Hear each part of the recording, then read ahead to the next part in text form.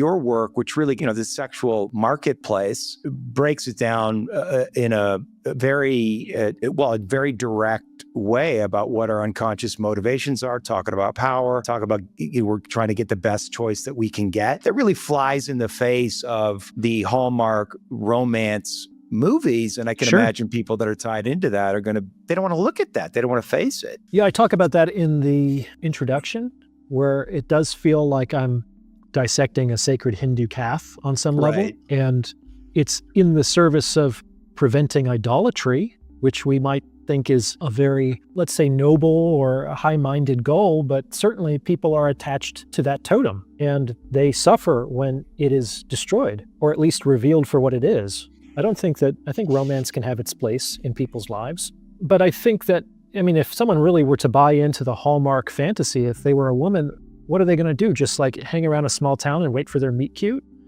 Maybe it's one of the reasons that women are so unhappy right now. They've been fed a stream of bullshit about how relationships are supposed to be. Well, no argument there. Men have been fed a line of bullshit too. And I think the lines of bullshit are a little bit different that men get told and women get told. If I were to be most generous, I think people are trying to do what they're supposed to do.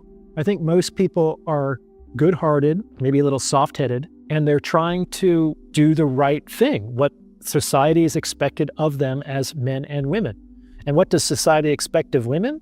These days in the West, it's kind of like being a boss bitch, and you have to be everything. You have to have the corporate job and a mother of 3, and you handwrite all of your birthday thank you cards, and you go to Pilates 8 times a week, and et cetera, et cetera, et cetera.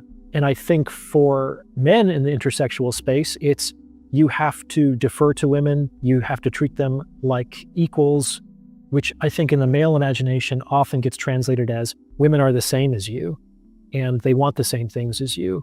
And treating them like you would treat a man is sort of the pathway to success. And I think that in general, relationships are suffering because women are treating men like women and men are treating women like men.